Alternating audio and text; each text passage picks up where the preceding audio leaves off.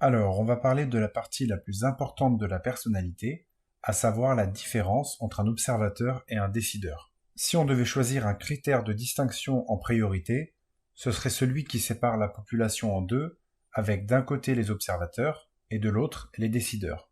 Au niveau des fonctions, vous avez d'un côté les observateurs qui ont en premier le besoin humain de contrôle ou de chaos, OI ou OE, avec les fonctions SE, NE, SI et NI, et de l'autre côté, vous avez les décideurs qui ont en premier le besoin humain d'identité ou de groupe, DI, DE, avec les fonctions FE, TE, FI ou TI.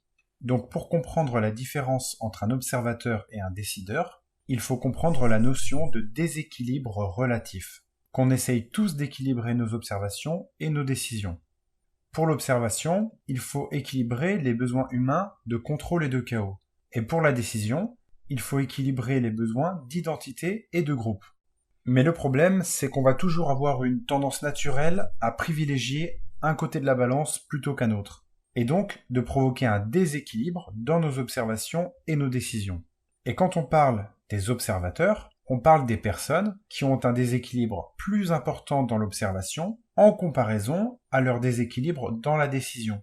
Et quand on parle des décideurs, on parle des personnes qui ont un déséquilibre plus important dans la décision, toujours en comparaison à leur déséquilibre dans l'observation. Donc la question n'est pas est-ce qu'il y a un déséquilibre quelque part. La question, c'est lequel des deux déséquilibres est le plus prononcé chez un individu en particulier.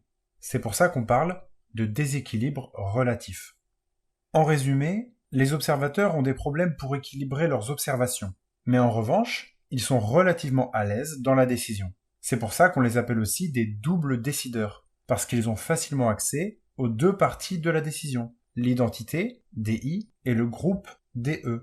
À l'inverse, les décideurs ont des problèmes pour équilibrer leurs décisions, alors qu'ils sont relativement à l'aise dans l'observation. On les appelle aussi des doubles observateurs. Ils ont facilement accès aux deux parties de l'observation, le contrôle, OI, et le chaos, OE. Alors si vous êtes un observateur, vous allez vous focaliser sur le monde des choses, parce que vous n'utilisez très souvent qu'une seule partie de l'observation, soit le chaos, OE, soit le contrôle, OI. C'est un peu comme essayer de voir le monde avec un seul œil. Les observateurs, ils ne voient que la moitié de la réalité en quelque sorte. Soit ils se focalisent sur l'information connue, OI, sans s'ouvrir au reste, soit ils se focalisent sur les nouvelles informations, OE, sans rien approfondir. Dans les deux cas, ils ont la fameuse information manquante. Et comme ils abusent soit de OI, c'est-à-dire de la préparation et du contrôle, soit de OE, c'est-à-dire de l'improvisation et du chaos, inconsciemment, leurs peurs vont se cristalliser sur cet enjeu du contrôle et du chaos. Parce qu'ils ont peur soit du contrôle qui va les enfermer et les restreindre, soit du chaos qui va ruiner leur préparation et changer leur plan. Pour résumer, quand on dit que les observateurs se focalisent sur les choses, on parle des informations et de tout ce qui renvoie à l'enjeu du contrôle et du chaos. Par exemple, c'est assez commun de voir des observateurs centrer leur discours autour des sujets liés au chaos comme l'effondrement de la société, les pandémies, le changement climatique, ou au contrôle, comme le système politique, la technologie, le big data, les intelligences artificielles, ou encore sur l'information manquante, comme les conspirations, les secrets d'État ou les ovnis. C'est ça qu'on entend par le monde des choses. À la différence, si vous êtes un décideur, vous allez vous focaliser sur le monde des gens, parce que vous n'utilisez souvent qu'une seule partie de la décision, soit l'identité, DI, soit le groupe, DE. Donc dans vos décisions, vous allez privilégier excessivement soit votre opinion personnelle, soit l'opinion des autres. Et dans les deux cas, vous ignorez une des deux parties de la décision.